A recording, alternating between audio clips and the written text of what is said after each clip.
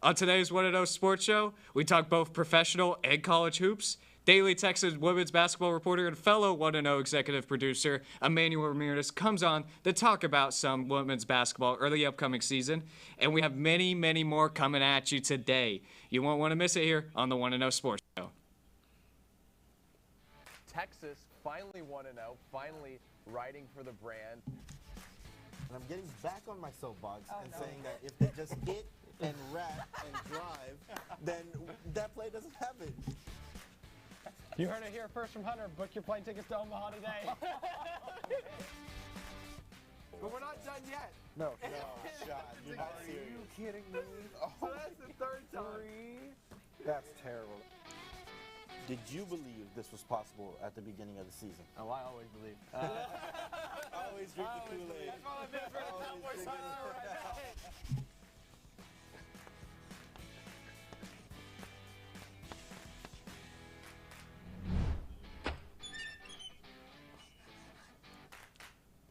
Good morning to our viewers at the 1-0 Sports Show. We're glad to have you today, man. I'm doing great, TJ. You know, I'm really excited to co-host with TJ, one of my best friends, and you know, this should be a pretty good episode. Come on, man. All right. Too nice. I've been waiting a long time for this one. So. All right. Well, not so fast, Longhorns, by the way. You think it might be October 20th. You think you might have to wear a jacket today. It's actually 95 degrees for a high today. Absolutely Scorcher. crazy. It's a little scorcher, that's for sure. So, I mean, I might have to take the Cab Metro to get home today, not walk home. I'm definitely not walking home, I'll tell you that. And why Cab Metro? Well, today's show is brought to you by Cab Metro, Austin's transit system. They connect you to work, school, play, and everywhere in between. Plan your ride today, or plan the ride for this week at cabmetro.org. So we got a lot of sports. A lot of MLB sports going on. playoffs. All right, you got NFL and college football going halfway through their season now. You got basketball about to start up. Hockey's starting up now. There's a lot of sports to talk about. So, like how we always do at the start of our show every week, we're going to start off with the who's hot, who's not. Santi, I'm going to start with you. Who's hot in the sports world right now? My who's hot, they were my who's hot last time, and I got them again this time. It is the Detroit Lions. So the Detroit Lions, they're sitting up top of the NFC North, tied for the best record in the NFL. How crazy is that? They're 5-1 this Absolutely season, excited.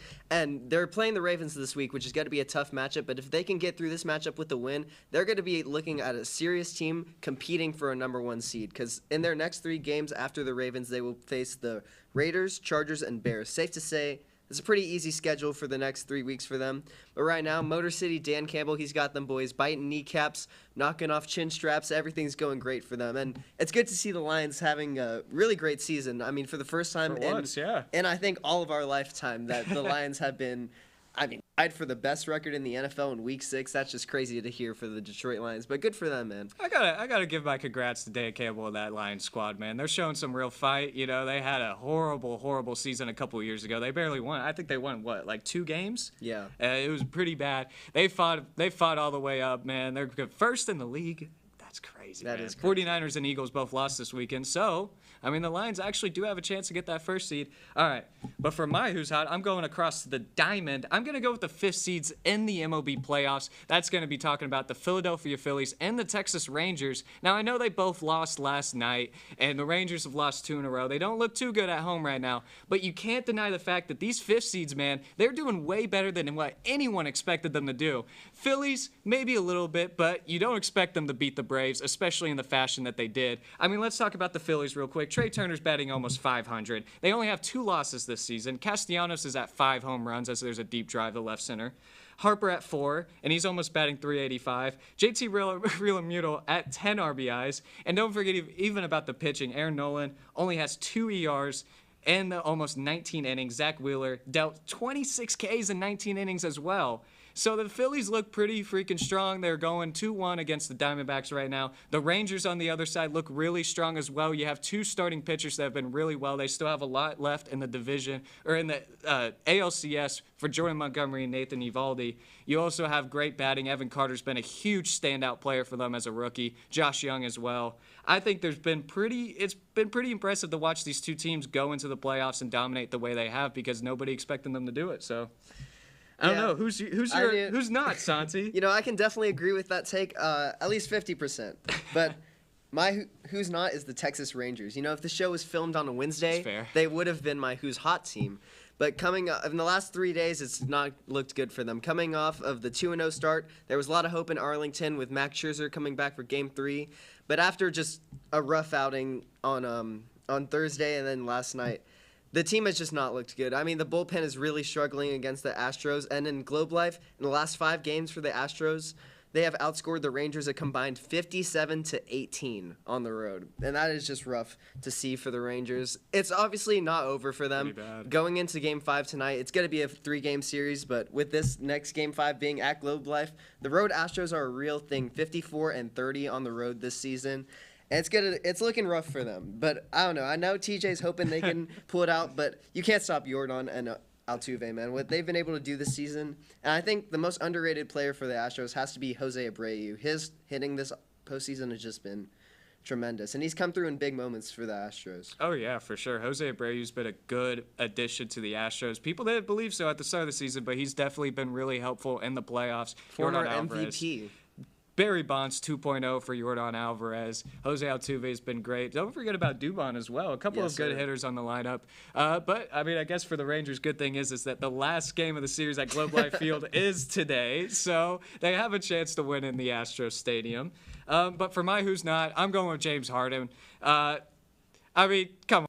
Look, I wasn't a big fan of how he requested a trade in the offseason. It looks like he might be staying in Philadelphia for a little longer. I mean, demanding a trade at a charity event in a public, like, it just doesn't seem right. That sounds like you Kyrie put Irving. yourself and you put your team in a bad position. Now the team knows. Now all the other teams know to not trade that many assets for a guy who's disgruntled. You just put yourself in a bad spot. And then you also see Damian Lillard get his wish. He finally gets traded. You're 34. You're ringless. You're on a team that's probably not going to compete for the top of the East. I mean, come on. You got to feel bad for the guy, but sometimes you just got to realize he kind of did it to himself. Yeah, I have to agree with that. I mean, James Harden, you've seen a lot of the basketball players in the NBA in this era, they have that sort of diva mindset. But for James Harden, it's kind of been a recurring theme for him with every place he goes to. You know, he's happy, he's scoring, and then he demands a trade. It never ends well with James Harden, so it's unfortunate to see. I hope he can get traded to a competing team, but, you know, he's always a player I'd root for, though. He was nice to watch in his Houston days, man. But anyways, moving on. I'll disagree. You'll disagree? Why would you disagree? You know exactly why.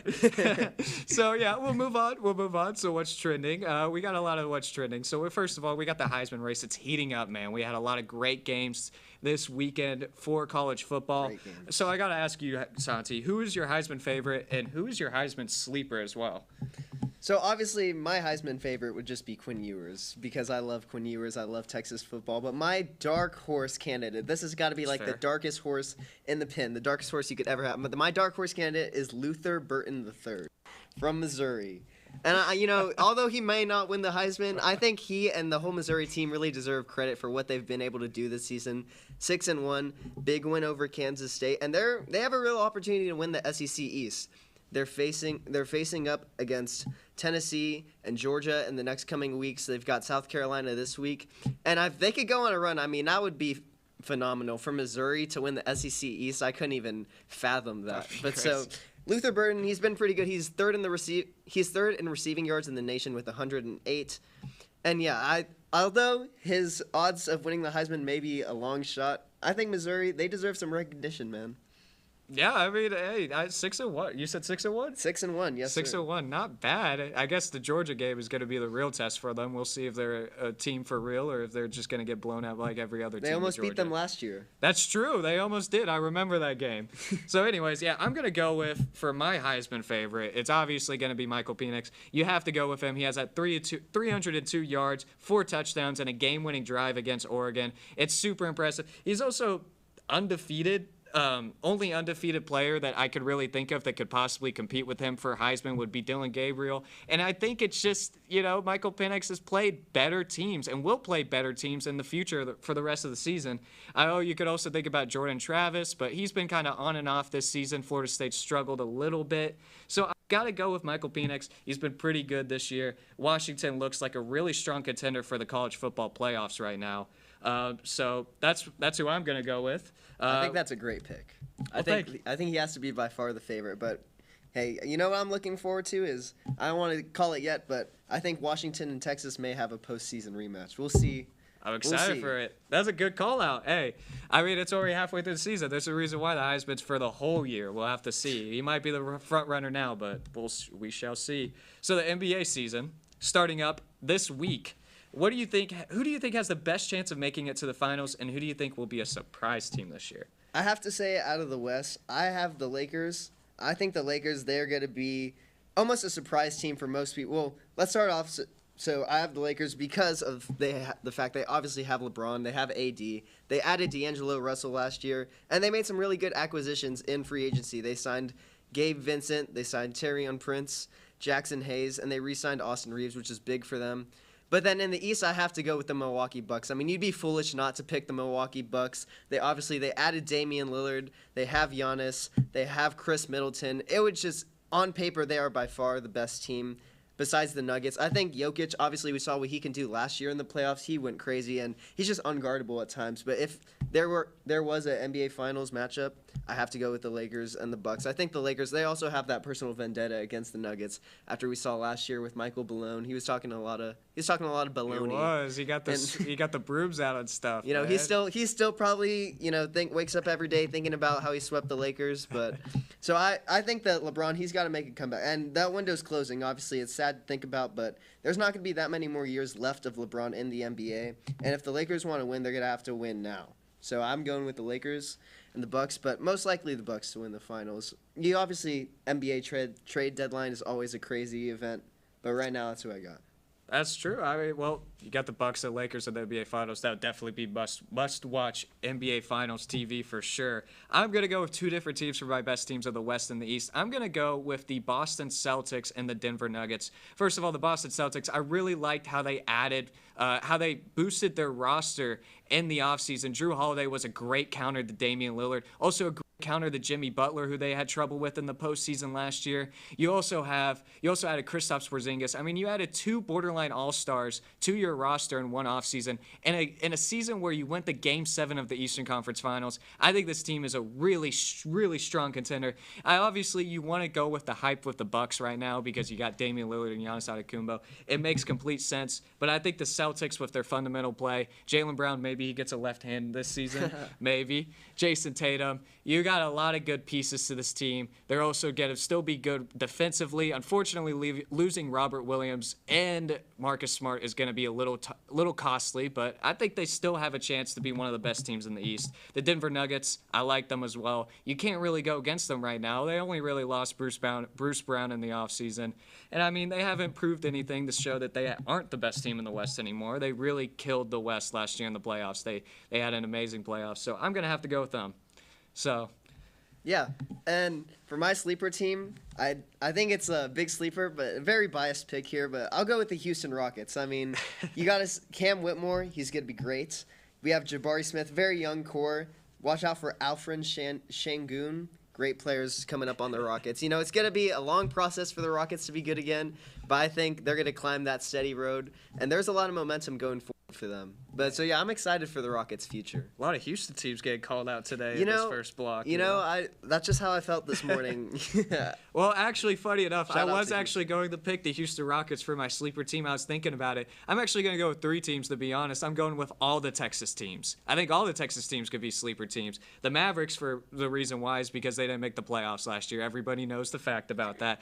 But they got two all-star starters on their roster. Grant Williams was added. You got Seth Curry added as well. Jaden Hardy's going to take a big step. I think the Mavericks could be easily a home advantage team, top 4 seed in the West. You could also look at the Spurs. Of course, Victor Wembanyama. You just never know if he could be averaging 25 points per game in his rookie season. They also have a good, decent young roster. You know, Keldon Johnson, Trey Jones. Not bad. And the Rockets, of course, like just what you said, Şengün. Big fan of Şengün. Yes, you got sir. Van Vliet and Yeah, Dylan Brooks, I guess, added to the roster. Not a this big fan of that offseason. acquisition, but he does bring some veteran presence and he brings some grit to the team. You also got Reggie Bullock, one of my favorite NBA players, man. So He has great hair. I love his hair.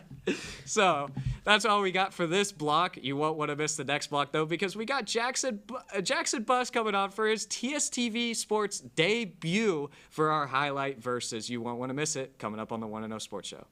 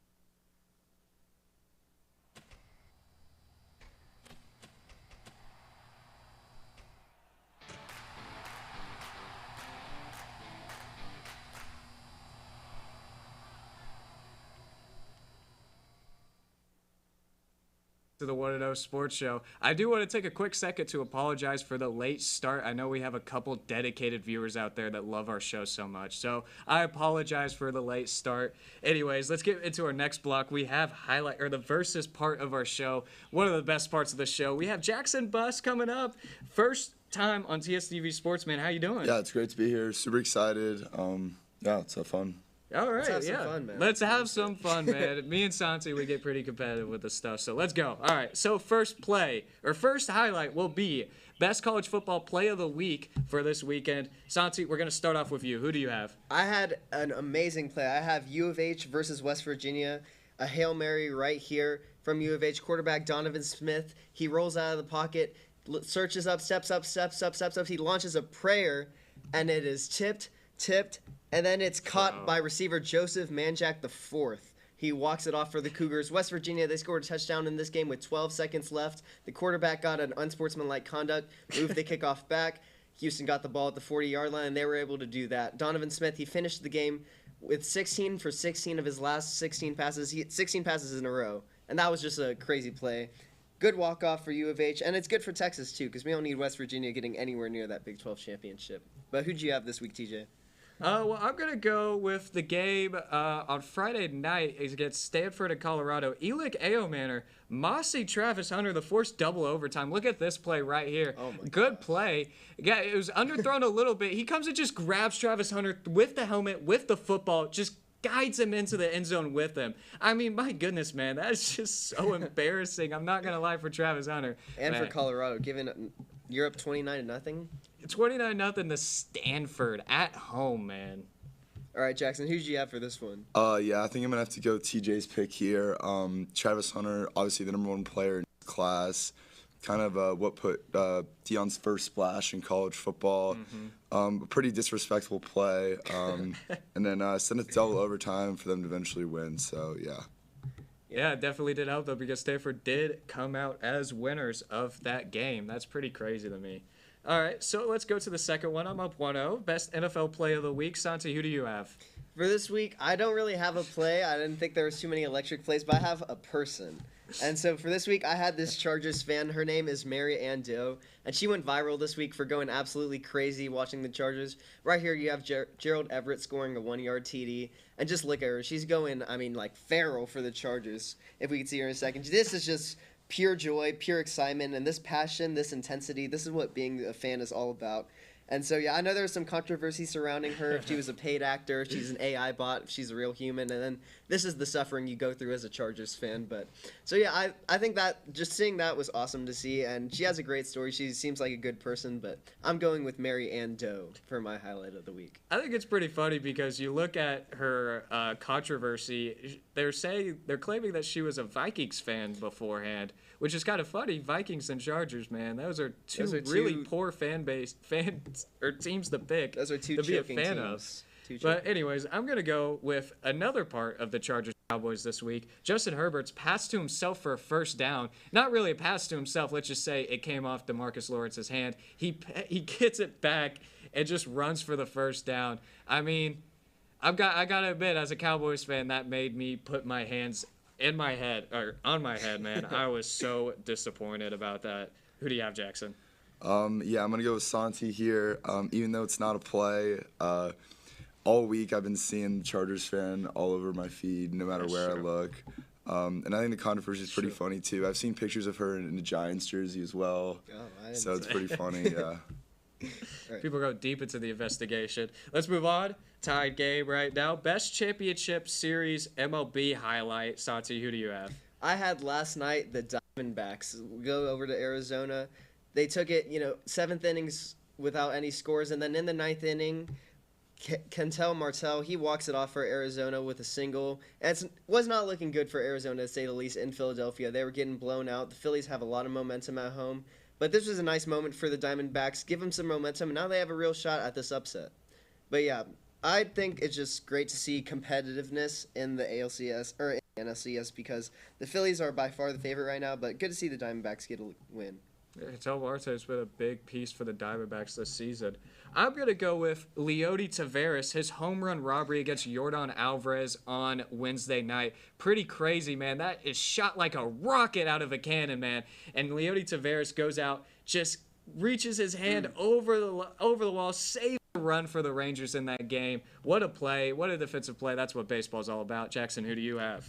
I think I'm going to have to go with Santi again here. I would say the home run robbery, maybe a more impressive play, but the Rangers lost that game. The walk-off won the game for them, so yeah.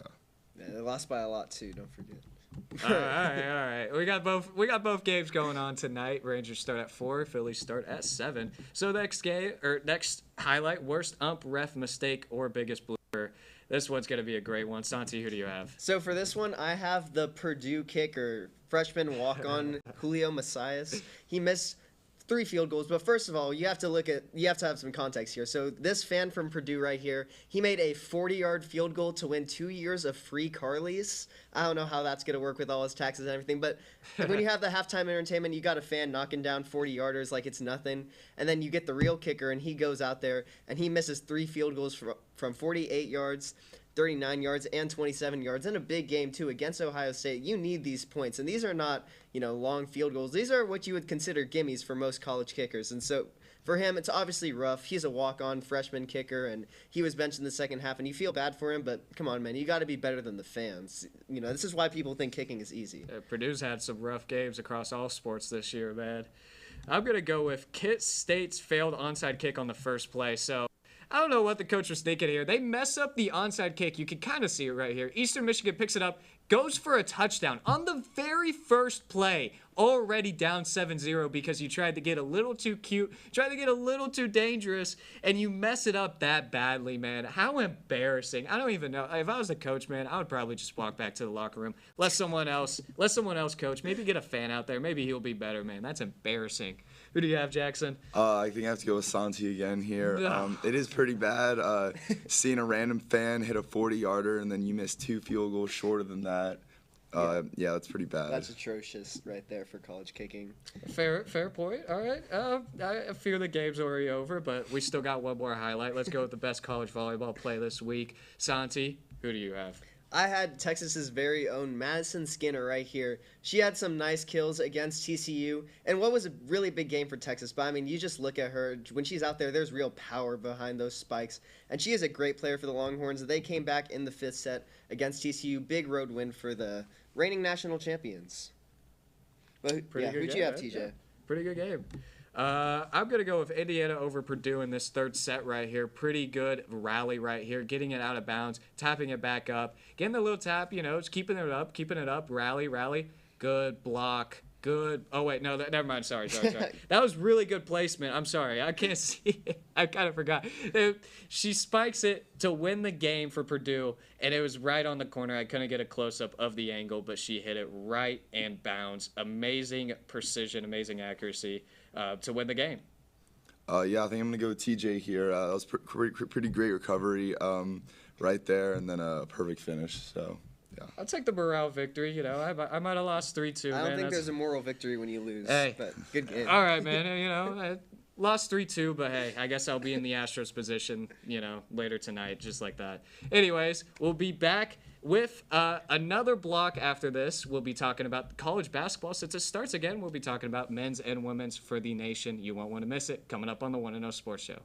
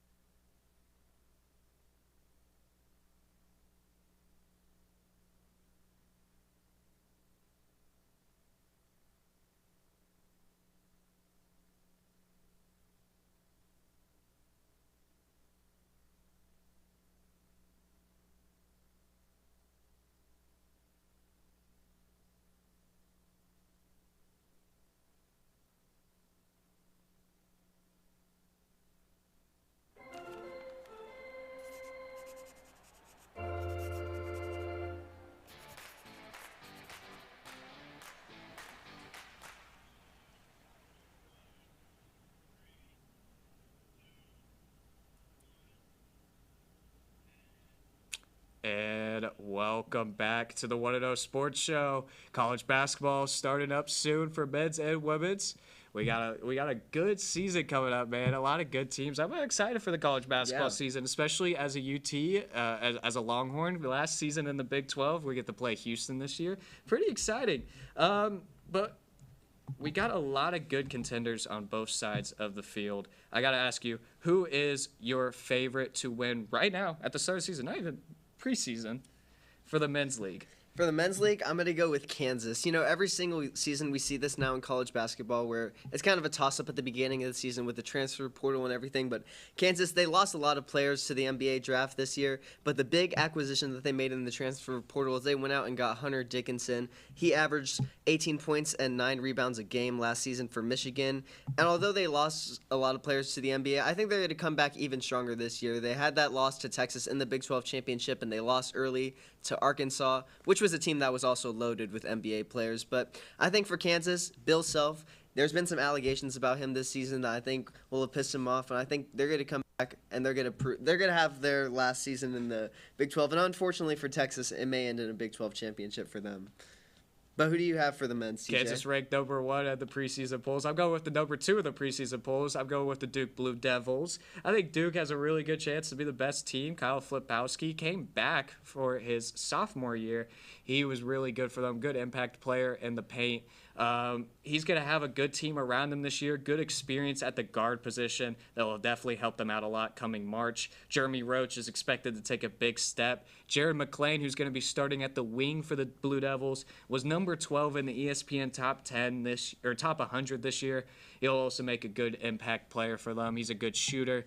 I think this team is very well rounded. They have good depth. They have good experience. They also have some good young players that can really make some impact that they didn't have last season. So I'm going with Duke. Who do you have for the women's side, though? For the women's, I have to go with Caitlin Clark, a.k.a. Steph Curry. Not even the team. With Iowa. I just got to go with Caitlin Clark. I mean, they might as well It's call real. it the Caitlin Clark Hawkeyes.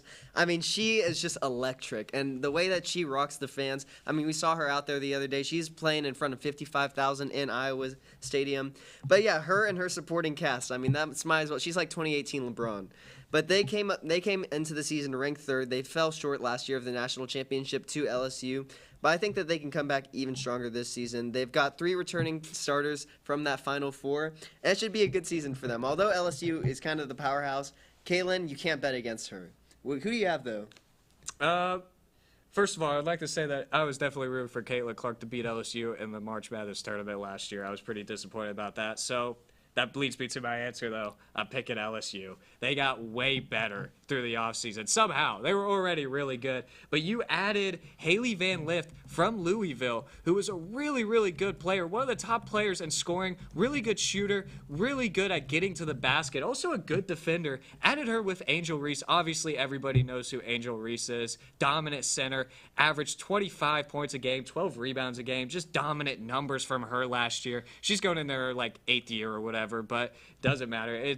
She's eligible, so if she's eligible, she'll keep playing, and they're gonna be really dominant again this year. I don't see any other team stopping them, but you never know, man. You never know with basketball. But that's all I gotta say for the women's basketball for LSU. And that's all we have for the block as well. We got a lot to talk about women's basketball more in the next block. We're actually having Emmanuel Ramirez, women's basketball daily Texan reporter, come on to the show to talk a little bit about the upcoming season. All this and more coming up on the 1-0 Sports Show.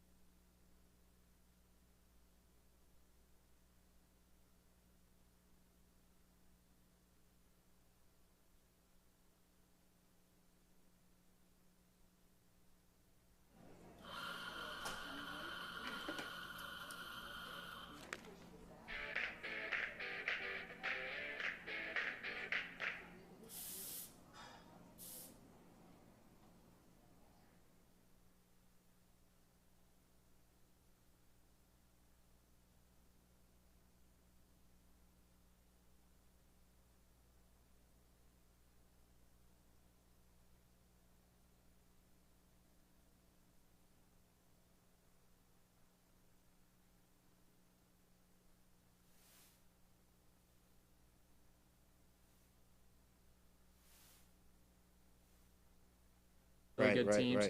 right. So the first question I want to ask, though, is are there any new arrivals that could be big impact players for this season? Yeah, the biggest one that I think about is Madison Booker. I mean, she's a 3-time gold medalist already with Team USA. She was named preseason Big 12 Freshman of the Year. Like, she's going to have a major impact. I think she's going to be a huge baller. You pair her with Rory Harmon, who's obviously, I mean, everybody knows about Rory Harmon. I think they're going to be a great duo together. Yeah, so be on the lookout for Madison Booker. She's going to light it up legitimately. I fully believe that. I don't think it's going to take much time for her to adjust to the speed of college basketball. I think she's going to do well. Yeah, and then I think just her ability is going to just take them like that one step closer to be able to, call themselves a champion. Yeah, so going off of that, Rory Harmon, she averaged 7.4 assists last year. She was 4th in the nation. What can we expect from her this season? I think you can expect even more. My apologies. And that first clip that you saw, she passed it over to Shea Holly. Shea Holly's like a sharpshooter to the max. She was shooting over 40% from the field. She shot near 50% from the field. Shea Holly also was the leading scorer with, I want to say, 12.7 points a game. So just Roy Harmon's ability to just kind of be able to dish out, I think that's going to go up a lot more. Not to mention, I think her own scoring ability is going to start bumping up as well. I think she's going to do a great job.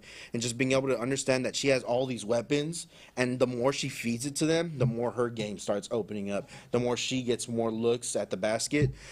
So expect this to kind of just be a bigger year for her. She just won Big 12 preseason Player of the Year. It's an award that your own coach can't vote for you for. So that's kind of like the consensus that a lot of teams around the Big 12 consider Rory Harmon to be the best player in the league, and so she's won that. She's also, on the all Big 12 preseason team. She just got named to an award list, a watch list for like the best point guard in the country. So I think she's going to have a great season. I think she's going to just continue to build over what she's done so far. Yeah. I like that. I'm excited for her. Shaylee Gonzalez, Taylor Jones, all coming back too for the last season. Yep. I'm excited, man. Run it back. And speaking of running it back, Big 12 again. Last year in the Big 12 again. Competition-wise this year, is the Big 12 going to be really good? Who are the top competitors? Yeah, I think there's going to be a few that could like pose some trap games. I think that Texas in itself is just going to be a big-time player. I think they're going to have a good time in this league. I don't think there's going to be too much hindrance. But the biggest one I want to say is Baylor. Texas came out as number 1 in the polls for the Big 12 at least. So they're going to start the season at the top of the league. But Baylor was right there in second. They received the second highest votes from coaches. So I think Baylor might be the biggest kind of hindrance to them being able to call themselves or get themselves a conference championship. I think that's going to be the biggest thing so far. So look out for Baylor. I think when we go travel to Waco and when they come here to the Moody Center, I think that's going to be 2 really interesting matchups that is going to take the best out of both teams to be able to see who's gonna kind of make separation at the top. Mm-hmm. Yeah.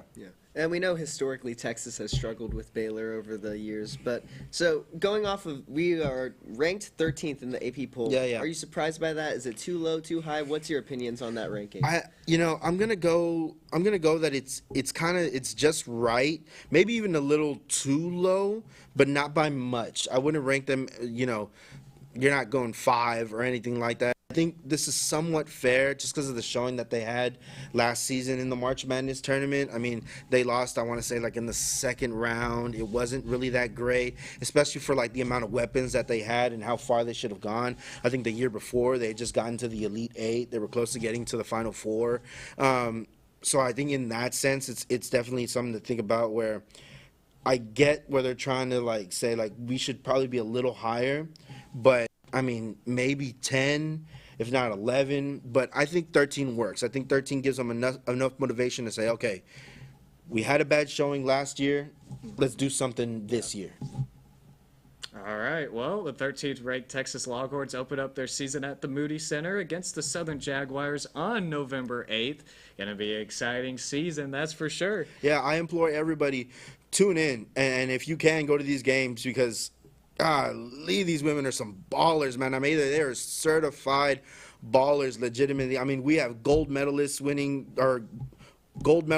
players on this team. We have some great seniors. Rory Harmon's a junior. We don't know, if she's going to take off after this one or if she's going to stick around for another one. Shay Holly's in her graduate year, Shaylee Gonzalez is in her graduate year, so she's probably done after this one. Please check out this team whenever you can. Go to the Moody Center because they will be balling out every night. I promise you that. I expect the Corral to be rocking every single out to the night. Corral. for Shout that out to the team. Corral. Thank you very much, Emmanuel Ramirez, for Thanks, guys. joining I us, appreciate talking it. about women's basketball with us Absolutely. for this season. When we come back, we will have Jackson Buss come back on for our weekly pick'ems. All this, and that's really it on the 1-0 Sports Show.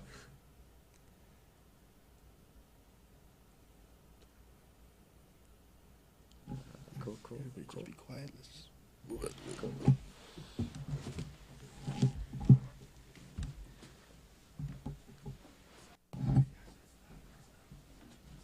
That was good.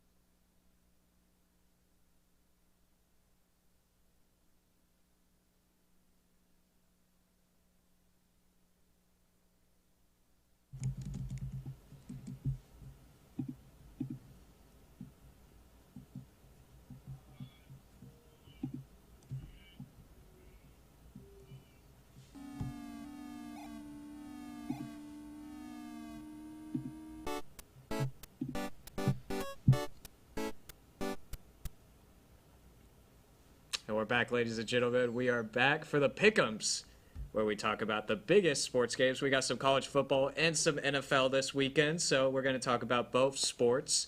And let's go ahead and get into it. We have a lot of ranked matchups in college football this weekend, some exciting ones. We're going to start off with probably the most anticipated matchup this week. We got number 7 ranked Penn State going up to Ohio State, who's ranked number 3. That's going to be on Saturday at 11 o'clock, big noon on Fox.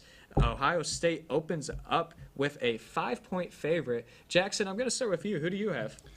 Well, Penn State, they've had struggles with this game since 2016. James Franklin 1-8 against Ohio State in his career. I'm going to expect those struggles to continue. I do think it'll be a close game until the end. Ohio State, they're getting a lot of guys back.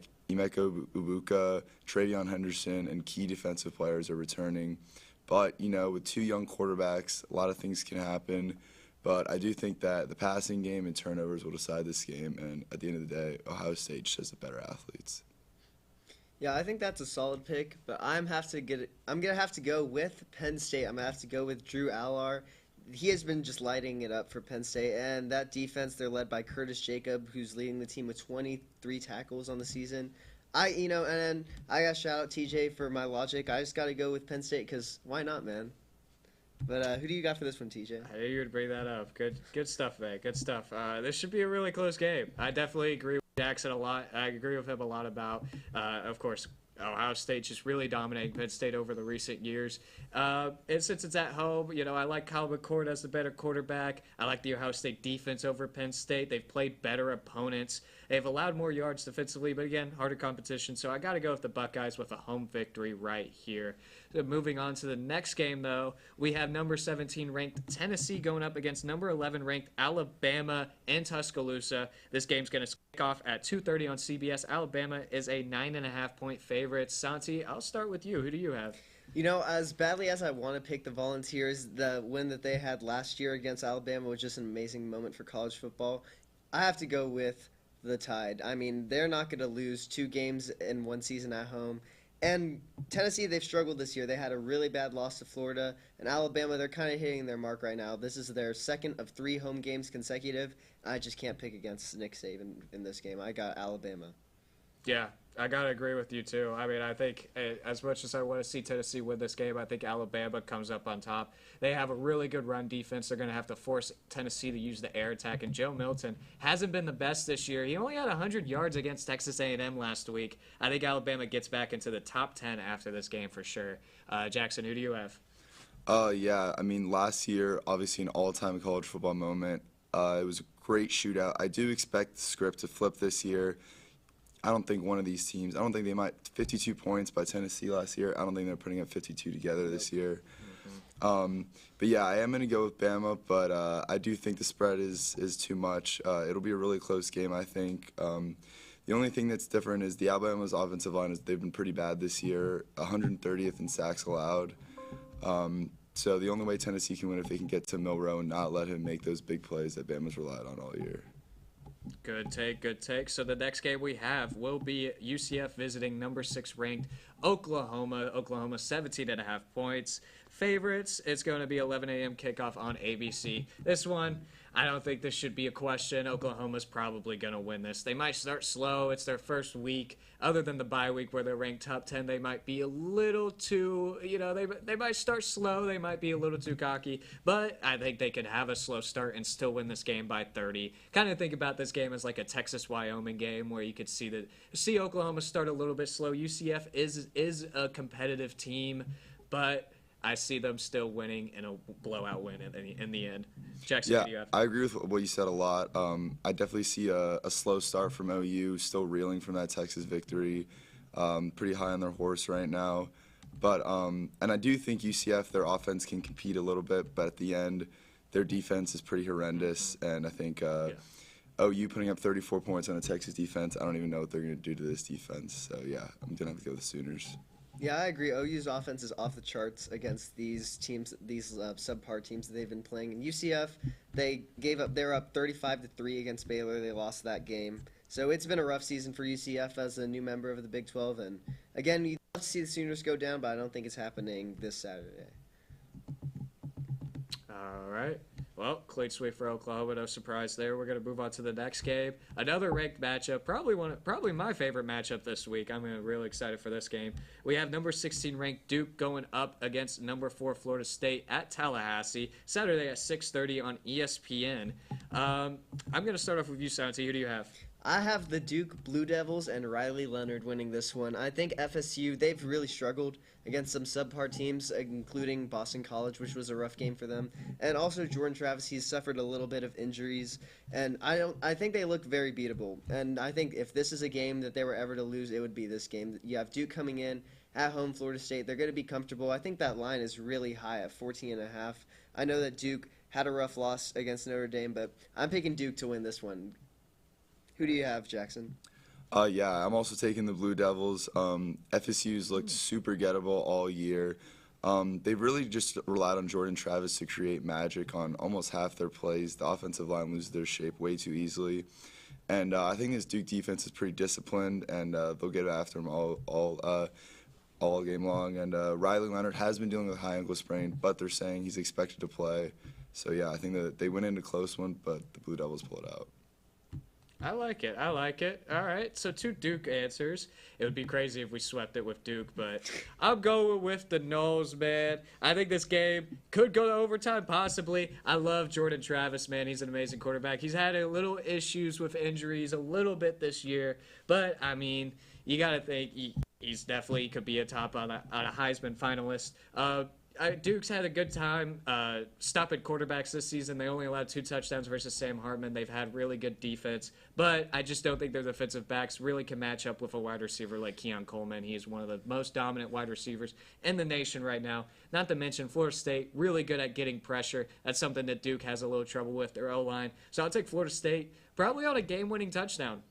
So, I don't know. So, I mean, 1 Florida State answer, 2 Duke answers. I forgot that we have a secret. Right, we have a secret Florida State fan on the panel today. Oh, okay. All right. Yeah.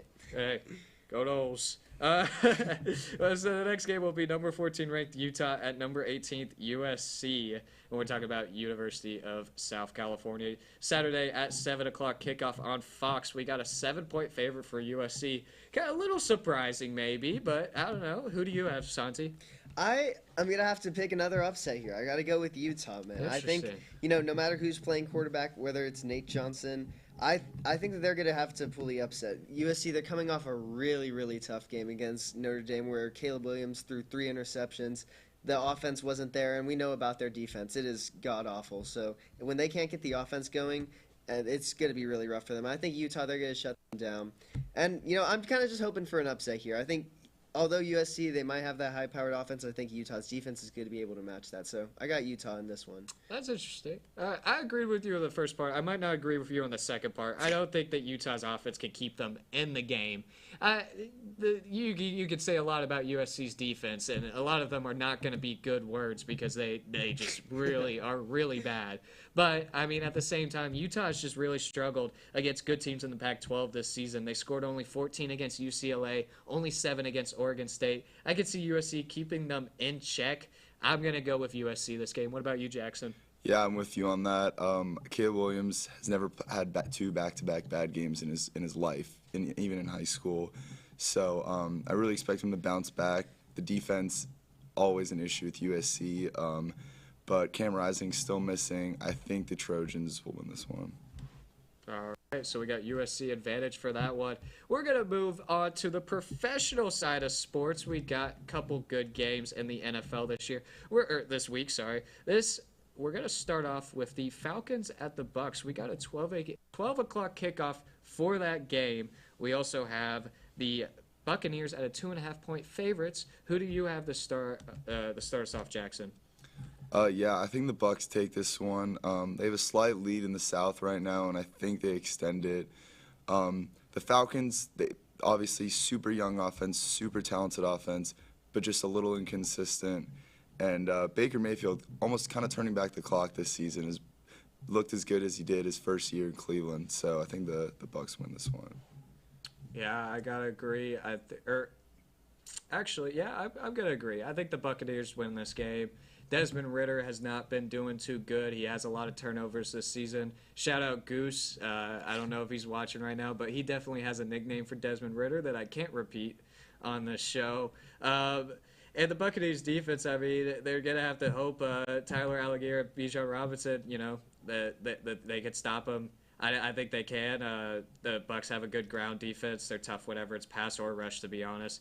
They'll also win the turnover. They've also won the turnover battle almost every win that they've had. Well, every win that they have had this season. I think the Bucs run away with this one. Santi? Not so fast, y'all. I got the Atlanta Falcons winning this one. I think this is a make-or-break game for Desmond Ridder. He's really struggled in the past few weeks. And with this electric offense, you have Drake London, Kyle Pitts, Bijan Robinson. You really need to get something going for Arthur Smith, too. If he wants to stay off the hot seat, this is a make-or-break game. They gotta really show that they are the team to beat in this division.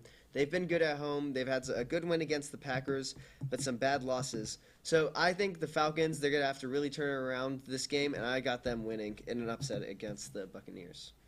That's good. Important divisional matchup. So we got the seventh game this week that we're talking about. We got the Lions at the Ravens Sunday at 12 o'clock as well.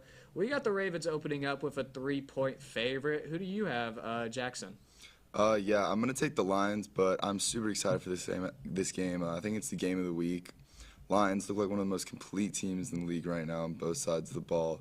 The Ravens, they've had a couple tough losses, but they've looked pretty good. And as long as the Lions just contain Lamar Jackson, I think they should come away with a win. Yeah, I mean, we talked about the Lions a little bit in the first block. I mean, they've beat 4 teams in a row by 2 touchdowns now. The Ravens are coming off a game where they kept it close with the Titans. They couldn't really get in the end zone. They struggled with that. It makes complete sense to go with Detroit here, but the NFL makes absolutely no sense. So I'm going to go with Baltimore here. Jay Flowers has been an amazing wide receiver for his rookie year. He's just coming out to be the #1 wide receiver for Baltimore already. I think they're going to have trouble guarding them. I'm going to go with the Ravens. The Lions lost some important players this week. You got to mention Sam Laporta might be out. David Montgomery is going to be out. C.J. Gardner-Johnson on the IR now, likely going to be out for the year. I'm going to go with the Ravens. How about you, Santi?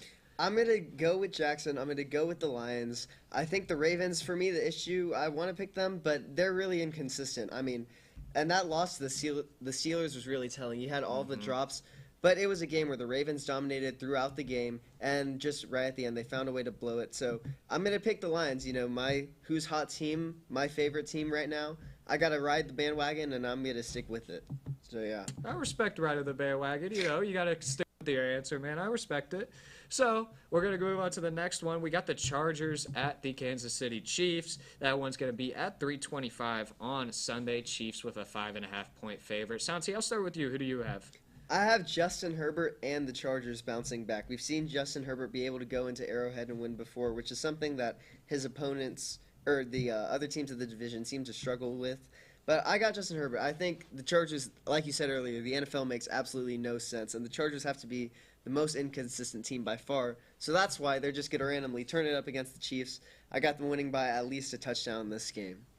All right, that's pretty interesting. Yeah.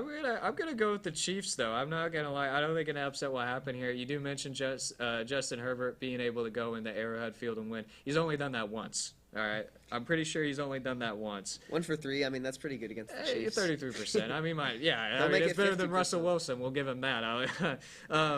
But I mean, getting Austin Eckler, they had a tough time getting Austin Eckler going with his first game back last week. I don't know how it's going to be for them this week. The Chiefs have a good run defense as well. The offense looks really mediocre, which is worrying for the Chargers. That's usually their strong suit. It's tough to lose Mike Williams. Maybe that was more effective than we really thought it was going to be. Maybe affects them a little bit more than we thought it was going to be. I'm going to go with the Chiefs here. I know it's the boring answer, but it's probably the technical answer here too. Jackson? Yeah, I'm going to agree with TJ here as well. Yeah, I think Mike Williams is a huge loss because not only does that take away a target, but it adds more attention to Keenan Allen, and he can't get as open as much.